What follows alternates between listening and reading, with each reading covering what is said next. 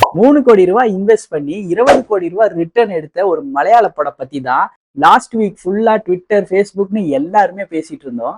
Basil Joseph நடிச்சு ரீசெண்டா release ஆன பொன்மான் படத்தை பத்தி தான் எல்லாருமே கடந்த ஒரு வாரமா ஆன்லைன்ல பேசிட்டு இருக்காங்க.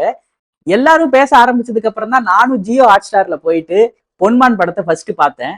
படம் பார்த்து 2 நாள் ஆயும் அந்த படத்தை பத்தியும் கேரக்டர்ஸ் பத்தியும் ரைட்டிங்ல நிறைய டெசிஷன்ஸ் பண்ணியிருந்தாங்க. அதை பத்தி யோசிச்சுட்டே இருந்தேன். கண்டிப்பா இந்த படத்தை பத்தி நம்ம சேனல்ல பேசியே ஆகணும், படத்தை பத்தி பேசுறதுக்கு நிறைய இருக்கு அப்படின்னு எனக்கு தோணுச்சு. படத்தோட ரைட்டிங் தான் இந்த படத்துக்கு பெரிய பேக் போனே. நிறைய ரைட்டிங் டெசிஷன்ஸ், நிறைய ரைட்டிங் டெக்னிக்ஸ் எல்லாம் சூப்பரா யூஸ் பண்ணியிருந்தாங்க. கேரக்டர்ஸும் வந்து பக்காவா டிசைன் பண்ணியிருந்தாங்க. இன்னைக்கு நம்ம வீடியோல என்ன பார்க்க போறோம்னா, அந்த கேரக்டர் டிசைன்ஸ் எவ்வளவு சூப்பரா இருந்தது, அது இந்த படத்துக்கு எவ்வளவு பெரிய ஸ்ட்ரென்த்தா இருந்ததுன்னு பார்க்க போறோம். ரெண்டாவது, நிறைய ரைட்டிங் டெக்னிக்ஸ், ஹாலிவுட்ல யூஸ் பண்ற டெக்னிக்ஸ் எல்லாம் இங்க யூஸ் பண்ணிருக்காங்க. அது என்னென்ன, எங்கெங்க யூஸ் பண்ணிருக்காங்கன்னு பார்க்க போறோம். இந்த படம் எப்படி மெசேஜ ப்ரீச் பண்ணாம ஒரு பொதுவான விஷயத்தை எடுத்துக்கிட்டு அதை சுத்தி ஒரு சூப்பரான ஸ்டோரி பண்ணிருக்காங்கன்னு அதை பத்தியும் டீட்டெயிலா பார்க்க போறோம்.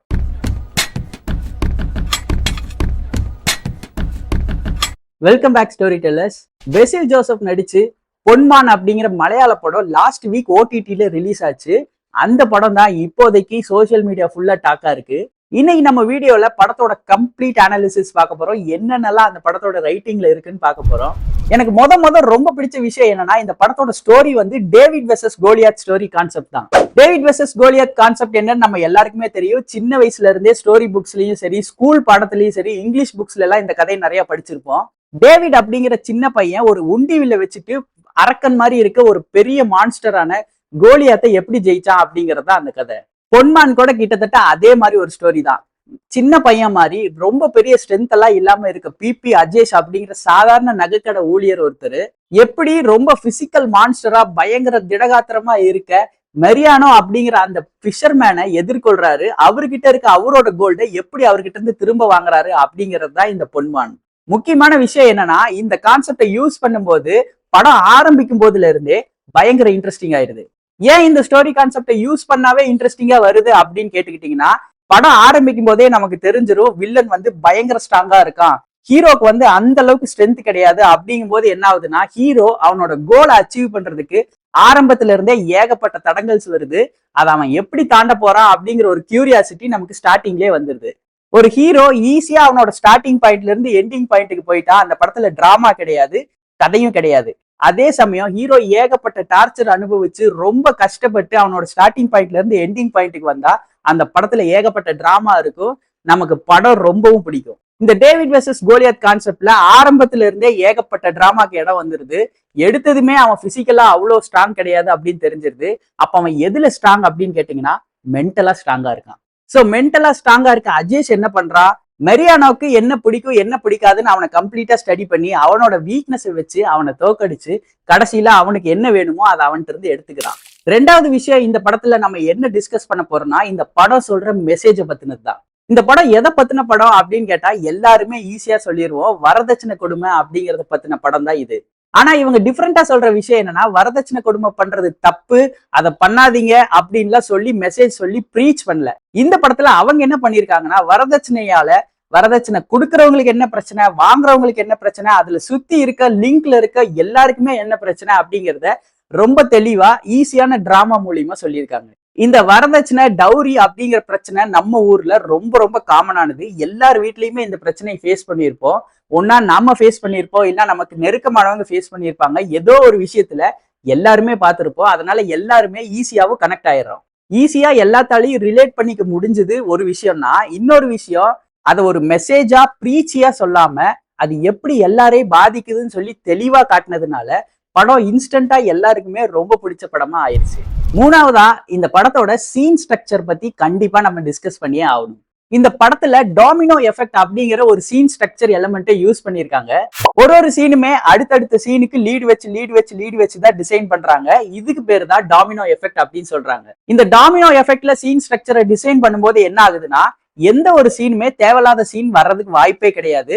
தேவையில்லாத சீன் வந்தா அது எழுதும் போதே தனியா தெரிஞ்சிடும், அதை அப்பவே தூக்கி வெளியே வீசிடுவாங்க. இதனால இன்னொரு அட்வான்டேஜ் என்னன்னா, படம் வந்து பயங்கர இன்ட்ரெஸ்டிங்கா இருக்கும். கொஞ்சம் மெதுவா போற மாதிரி மலையாள படம் மாதிரி தெரிஞ்சாலும் ரொம்ப ஸ்பீடா தான் படம் மூவ் ஆயிட்டு இருக்கும். ஒரு சீனும் அடுத்தடுத்த சீனுக்கு லீட் ஆயிட்டே இருக்கும். நம்மளும் வந்து ரொம்ப இன்ட்ரெஸ்டிங்கா பார்த்துட்டு இருப்போம். ஸ்கிரீன் பிளே பெருசா போர் அடிக்காம போறதுக்கு இந்த சீன் ஸ்ட்ரக்சர் ரொம்ப முக்கியமானது. அதுவும் சீன் ஸ்ட்ரக்சர்ல டாமினோ எஃபெக்டை யூஸ் பண்ணா ரொம்ப எஃபெக்டிவா எல்லா சீன்ஸுமே டிசைன் பண்ணலாம். எந்த ஒரு தேவையில்லாத சீனுமே நடுவில் இருக்காது. இந்த படத்தோட ஸ்டோரி ஸ்கிரீன் பிளே இவ்வளவு எஃபெக்டிவா இருக்கிறதுக்கு இன்னொரு முக்கியமான ரீசன் என்ன, இந்த படத்துல வர லொகேஷன்ஸ் எல்லாத்தையுமே அவங்க சூப்பரா ஹேண்டில் பண்ணியிருக்காங்க. விஷயம் எடுத்ததும் இந்த கதை ஃபுல்லாவே கேரளால கொல்லம் டிஸ்ட்ரிக்ட்ல பீச் ஓரத்துல அந்த மக்களை சுத்தி நடக்குதுன்னு தெளிவா பிக்சர் பண்ணியிருந்தாங்க. அந்த இடத்துலயே நம்ம இருக்க மாதிரி சூப்பரா விஷுவல்ஸ் எல்லாம் கேப்சர் பண்ணியிருந்தாங்க. ரெண்டாவதா இன்னொரு முக்கியமான லொகேஷன் படத்துல வருது. அதுதான் மரியானோ வேலை செய்யற அந்த பிரான் பண்ணை, எறா பண்ணை வந்து ரொம்ப டீப்பா காமிச்சிருப்பாங்க. அங்கேயே ஸ்பெசிபிக்கா சீன்ஸ் எல்லாம் வச்சிருப்பாங்க. நிறைய இடத்துல அந்த பண்ணை எவ்வளவு பெருசு, அது எப்படி கடல் கூட ஜாயிண்ட் ஆகுது, இந்த மாதிரி டீட்டெயிலா எல்லாத்தையுமே சூப்பரா காமிச்சிருப்பாங்க. அந்த அளவுக்கு அந்த எறா பண்ணைய சூப்பரா டீட்டெயிலா முதவே காமிச்சதுனாலதான் கிளைமேக்ஸ்லயும் அந்த எறா பண்ணையை வச்சு சீன்ஸ் வரும்போது ரொம்ப சூப்பரா நம்மளால கனெக்ட் பண்ணிக்க முடிஞ்சது. கடைசியா ரொம்ப முக்கியமான லொகேஷன் இந்த படத்துல இருக்கு. அதுதான் லிஜோவும் மரியானோவும் அவங்க வீடு இருக்க அந்த கிராமம். அதுதான் தலைவெட்டிச்சரா அப்படின்னு சொல்லி படத்துல சொல்றாங்க. அந்த இடம் எவ்வளவு ஆபத்தானது, சுத்தியும் தண்ணி இருக்கு, 3 பக்கம் தண்ணி தான், ஒரே ஒரு பக்கம் தான் ரோடு இருக்கு, உள்ள போனா வெளியே வர்றது கஷ்டம்னு சொல்லி ஃபர்ஸ்ட் வாயால சொல்றாங்க. அதுக்கப்புறம் அவங்க சொன்ன மாதிரியே உள்ள போய் ஹீரோயின் மாட்டிட்டு வெளியே வரக்கு எவ்வளவு கஷ்டப்படுறாங்கன்னு சீன்ஸ்லயே காட்டுறாங்க. இந்த மாதிரி லொகேஷன்ஸை ஈஸியா நம்ம மனசுல பதிய வச்சு, அது கஷ்டமான லொகேஷன்னா அது எவ்வளவு கஷ்டம்னு காமிச்சு ஹீரோ படுற கஷ்டத்தையும் நம்ம காமிக்கிறதுனால நம்ம ரொம்ப ஈஸியா கதையில எமோஷனலா இன்வெஸ்ட் ஆயிடுறோம். கங்குவாலி இப்படிதான் கருங்காடு அப்படின்னு ஒரு லொகேஷனை வாயில சொல்லுவாங்க. ஆனா அது எவ்வளவு கஷ்டம்லாம் காமிக்கவே மாட்டாங்க. அங்க போயிட்டு ஜாலியா பாட்டு பாடிட்டு படுத்து தூங்கி எந்திரிச்சுதான் வருவாங்க. அந்த மாதிரி இல்லாம தலைவெட்டிச்சராவை நிஜமாவே ஒரு சூப்பரான லொகேஷனா காமிச்சதுனாலதான் இந்த படம் சூப்பரா இருந்ததுக்கு இன்னொரு ரீசன். அடுத்து இந்த படத்துல ஹாலிவுட்ல இருந்து நிறைய ரைட்டிங் டெக்னிக்ஸை ரொம்ப எஃபெக்டிவா இதோட ஸ்கிரீன் பிளேலயும் யூஸ் பண்ணிருக்காங்கன்னு ஆல்ரெடி சொல்லியிருந்தேன். அதை பத்தி அடுத்து பார்க்கலாம். எடுத்தது செக்கோஸ் கன் பிரின்சிபல். இந்த செக்கோஸ் கன் பிரின்சிபல் அப்படின்னா என்னன்னா, படத்தோட ஸ்டார்டிங்லயோ இல்ல நடுவுலயோ ஒரு இன்ஃபர்மேஷனை நமக்கு கொடுத்துருவாங்க. அந்த இன்ஃபர்மேஷன் அப்போதைக்கு யூஸ்லெஸ்ஸா தெரியற மாதிரி இருந்தாலும் கடைசியில அந்த இன்ஃபர்மேஷன் ரொம்ப வைட்டலா ஹீரோவுக்கு ஹெல்ப் பண்ணும். இந்த படத்துல அப்படிதான் மரியானோக்கு வந்து அவனோட எறா பண்ணையும் அவனோட எறாலும் எவ்வளவு முக்கியம்னு சொல்லி படத்தோட ஆரம்பத்துல நம்ம காமிப்பாங்க. அப்ப நமக்கு எதுக்குடா இதெல்லாம் காமிச்சிட்டு இருக்காங்க, இதெல்லாம் வந்து கொஞ்சம் போர் அடிக்கிற மாதிரி இருக்கே அப்படின்லாம் ஃபீல் ஆகும். ஆனா கடைசியில திரும்பவும் அந்த எறா பண்ணையும் எறாலையும் வச்சுதான் ஹீரோவுக்கு பயங்கரமா ஹெல்ப் பண்ணும். அப்ப நமக்கு தெரியும் இது எதுக்காக முதவே சொன்னாங்க அப்படின்னு. இந்த மாதிரி முதவே ஒரு விஷயத்த சொல்லிட்டு கடைசியா கொண்டாந்து அதை யூஸ் பண்றதுதான் செக்கோஸ் கன் பிரின்சிபல் அப்படின்னு சொல்றாங்க. அடுத்ததா ஹீரோஸ் டைலமா அப்படிங்கிற ஒரு ஸ்கிரீன் ரைட்டிங் டெக்னிக். நம்ம ஹீரோவா பாக்குற ஒருத்தர் ரொம்ப கஷ்டப்பட்டு அவரோட கோலுக்காக நிறைய ஸ்ட்ரகிள்ஸ் எல்லாம் தாண்டி அவரோட கோலை அச்சீவ் பண்ணுவாரு. அந்த ஒரு பாத்து தான் வந்து ஹீரோஸ் டைலமா அப்படின்னு சொல்றாங்க. இந்த மாதிரி ஹீரோ ரொம்ப கஷ்டப்பட்டு நிறைய இடையூறெல்லாம் தாண்டி வரும்போதுதான் அந்த படம் வந்து ரொம்ப இன்ட்ரெஸ்டிங்கா இருக்கு. பொன்மான் படத்துலயும் ஹீரோ வந்து பிபி அஜேஷ் அப்படிங்கிற பெசிலோட கேரக்டர் தான். அந்த கேரக்டர் வந்து ரொம்ப ஏழையா தான் இருப்பாரு. ஆனா எப்படியாவது மேல வந்துடணும் அப்படிங்கிறதுக்காக விடாம போராடிட்டு இருப்பாரு. நம்மள நிறைய பேர் கிட்டத்தட்ட இதே கேட்டகரியில தான் இருக்கும். அதனாலதான் நம்மளால பெசில் கூட ஈஸியா கனெக்ட் ஆக முடிஞ்சது. பிபி அஜேஷை நம்மளால ரொம்ப தூக்கி வச்சு கொண்டாட முடியுது. அடுத்ததா மெக்காஃபின் மெத்தட் அப்படிங்கிற இன்னொரு ஸ்கிரீன் ரைட்டிங் டெக்னிக்கை இந்த படத்துல யூஸ் பண்ணியிருக்காங்க. அது என்ன மெக்காஃபின் மெத்தட் அப்படின்னு கேட்டீங்கன்னா, படத்துல ஒரு பொருளை சுத்தி தான் படத்தோட கதை ஃபுல்லா நகரும். ஆனா அந்த பொருள் வந்து படத்தோட கிளைமேக்ஸுக்கெல்லாம் ஒன்றும் பெருசா யூஸ்ஃபுல்லா இருக்காது. இதுதான் வந்து மெக்காஃபின் மெத்தட் அப்படின்னு சொல்றாங்க. பொன்மான் படத்துல கோல்டு அந்த 12 பவுனுக்காக தான் எல்லா போராட்டமும் நடக்கும்.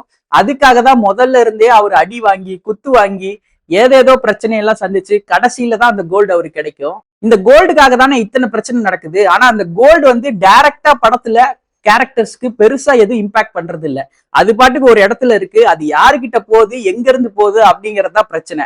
இந்த மாதிரி ஒரு ஸ்கிரீன் ரைட்டிங் மெத்தட தான் வந்து மெக்காஃபின் மெத்தட் அப்படின்னு சொல்றாங்க. இந்த மாதிரி சின்ன சின்ன ரைட்டிங் டெக்னிக்ஸை கதையில யூஸ் பண்ணும்போது என்ன ஆகுதுன்னா, படம் பாக்குற நம்ம வந்து அந்த கதையில பயங்கர எமோஷனலா இன்வெஸ்ட் ஆகுறோம். எமோஷனலா இன்வெஸ்ட் ஆயிட்டாவே 85% ஆஃப் ஒர்க் முடிஞ்சிருது. அதுக்கு மேல கேரக்டர்ஸ் நல்லா பண்ணாவே போதும். அங்கதான் வரேன். அடுத்து இந்த படத்திலேயே எனக்கு ரொம்ப பிடிச்ச விஷயம், பயங்கரமா சூப்பரா இம்ப்ளிமெண்ட் பண்ண ஒரு விஷயம் என்னன்னு கேட்டீங்கன்னா, கேரக்டர் டிசைன் தான். அதை பத்தி தான் அடுத்து பேச போறோம். இந்த படத்தோட கேரக்டர் டிசைன்ல அவங்க சூப்பரா ஒரு விஷயம் பண்ணிருக்காங்க. அது என்னன்னா, எந்த ஒரு கேரக்டருமே படத்துல நல்லவனோ கெட்டவனோ கிடையாது. எல்லாமே வந்து கிரே கேரக்டர்ஸ் தான். நீங்க எந்த கேரக்டர் எடுத்துக்கிட்டீங்கனாலும் சரி, பெசிலோட கேரக்டரா இருக்கட்டும், லிஜோவோட கேரக்டரா இருக்கட்டும், இல்ல லிஜோவோட அண்ணன் கேரக்டரா இருக்கட்டும், அவங்க அம்மாவா இருக்கட்டும், இல்ல அந்த மாப்பிள்ளையோட கேரக்டரா இருக்கட்டும், மாப்பிள்ளை வீட்டுல இருக்கவங்களோட கேரக்டர்ஸா இருக்கட்டும், யாருமே வந்து இவங்க நல்லவங்க இவங்க கெட்டவங்கன்னு கண்டிப்பா அடிச்சு சொல்ல முடியாது. இந்த மாதிரி கிரே கேரக்டர்ஸ படம் ஃபுல்லா வைக்கும் போது என்ன ஆகுதுன்னு கேட்டீங்கன்னா, நம்ம வந்து படத்துக்கூட ஈஸியா கனெக்ட் ஆகிறோம். ஏன் அப்படி சொல்றேன்னு கேட்டீங்கன்னா, நம்ம யாருமே வந்து முழுசா நல்லவனும் கிடையாது, முழுசா கெட்டவனும் கிடையாது. எல்லா மனுஷங்களுமே கிரே கேரக்டர்ஸ் தான். அதனால கிரே கேரக்டர்ஸை நம்ம படத்துலயோ ஸ்டோரிஸ்லயோ நாவல்ஸ்லயோ யூஸ் பண்ணும்போது அந்த ஸ்டோரிஸ் கூட நம்ம ஈஸியா கனெக்ட் ஆயிடுறோம். ஏன் இந்த ஸ்டோரியில யாருமே நல்லவனும் கிடையாது கெட்டவனும் கிடையாதுன்னு கேட்டீங்கன்னா, எல்லாருக்குமே அவங்க பண்றதுக்கு அவங்களுக்கான ஒரு ஜஸ்டிபிகேஷன்ஸ் இருக்கு. அவங்களுக்கு ஒரு நியாயம் இருக்கு. எல்லா கேரக்டர்ஸுமே அவங்க என்ன பண்றாங்களோ அதை நியாயப்படுத்துறாங்க. அவங்க எதுக்காக பண்றாங்கிறதுக்கும் ஒரு நியாயம் இருக்கு. யாருமே வந்து கம்ப்ளீட்டா தப்பான விஷயத்த எதுவுமே பண்ணல. கேரக்டர் டிசைன்ல இந்த படத்துல இன்னொரு விஷயம் சூப்பரா பண்ணியிருக்காங்க. அது என்னன்னா, எல்லா கேரக்டருமே ஒரு பர்பஸோட இருக்காங்க. எல்லா கேரக்டர்ஸ்க்குமே ஏதாவது ஒரு விஷயம் தேவைப்படுது. அந்த விஷயத்துக்காக தான் அவங்க எல்லாமே பண்றாங்க.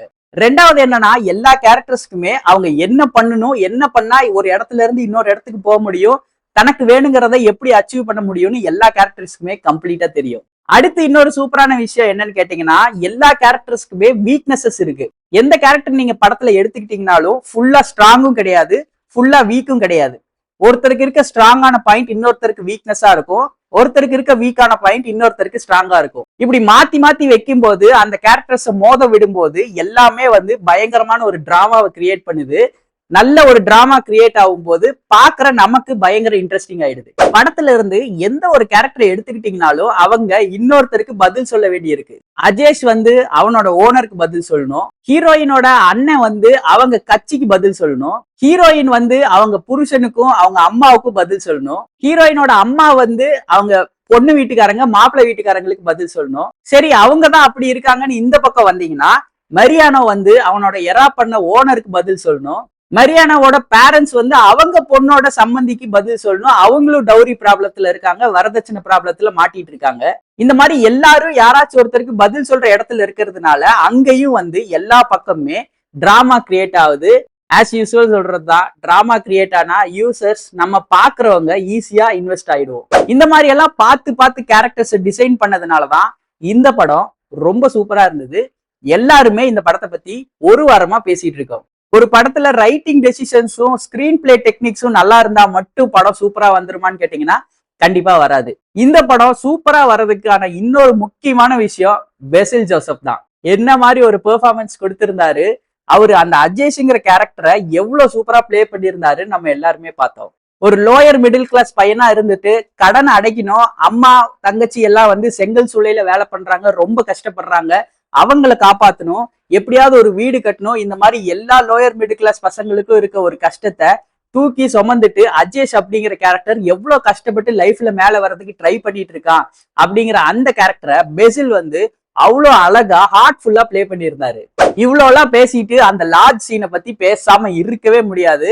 இன்ஸ்டாகிராம்லயும் சரி ட்விட்டர்லயும் சரி எங்க போனாலும் எல்லாரும் அந்த சீனை தான் கட் பண்ணி போட்டு எடிட் பண்ணி போட்டு எல்லாரும் கொண்டாடிட்டு இருக்காங்க. சின்னதான ஒரு சீன் தான். ஒருத்தர் சூசைட் பண்ணிக்க போவாரு, அவரை தடுத்து நிறுத்திட்டு எனக்கு எவ்வளவு பிரச்சனை இருக்கு தெரியுமா, நானே சூசைட் பண்ற நிலைமையில தான் இருக்கேன், ஆனா நான் அதுக்கு என்ன பண்ணான்னு யோசிக்கிறேன்ல, நீ ஏன் இப்படி பண்ண அப்படின்னு கேக்குற அந்த சின்ன சீன்ல அவ்வளவு சூப்பரா பெர்ஃபார்ம் பண்ணியிருப்பாரு. அந்த சீனை பார்த்த எல்லாருக்குமே ஒரு மோட்டிவேஷன் கிடைச்சிருக்கும். இன்னைக்கு வீடியோல பொன்மான் படத்தை பத்தி கம்ப்ளீட்டா ஒரு அனாலிசிஸ் பார்த்தோம். என்னென்னலாம் யூஸ் பண்ணியிருந்தாங்க, எப்படி எல்லாம் இந்த படத்தை எமோஷனலா யூசர்ஸ் கிட்ட நம்ம பாக்குறவங்க கிட்ட கனெக்ட் பண்ணாங்க அப்படிங்கறதெல்லாம் கம்ப்ளீட்டா பார்த்தோம். உங்களுக்கு இந்த மாதிரி அனாலிசிஸ் வீடியோஸ் நம்ம சேனல்ல ரொம்ப பிடிச்சிருந்ததுன்னா இதே மாதிரி நிறைய அனாலிசிஸ் வீடியோஸ் இருக்க பிளேலிஸ்ட்டை இங்க கார்ட்ல கொடுக்குறேன், ஸ்கிரீன்ல ஷேர் பண்றேன், இல்லைன்னா டிஸ்கிரிப்ஷன்ல கொடுக்குறேன். அந்த பிளேலிஸ்ட்ல இன்னும் நிறைய படத்தோட கம்ப்ளீட் அனாலிசிஸ் எல்லாம் போட்டிருக்கேன், நீங்க செக் பண்ணி பாருங்க. உங்களுக்கு இந்த வீடியோ பிடிச்சிருந்தா லைக் பண்ணுங்க, ஷேர் பண்ணுங்க, கமெண்ட் பண்ணுங்க, சப்ஸ்கிரைப் பண்ணிக்கோங்க. மூவி அனாலிசிஸ் வீடியோஸ் எல்லாம் உங்களுக்கு பிடிக்கும்னா நம்ம சேனலை ஃபாலோ பண்ணிக்கோங்க, சப்ஸ்கிரைப் பண்ணிக்கோங்க. உங்க ஃப்ரெண்ட்ஸுக்கும் நம்ம சேனல் பத்தி சொல்லுங்க. இன்னொரு வீடியோல இன்னொரு நல்ல டாபிக்ல நான் வந்து உங்களை பாக்குறேன். Until then take care and by.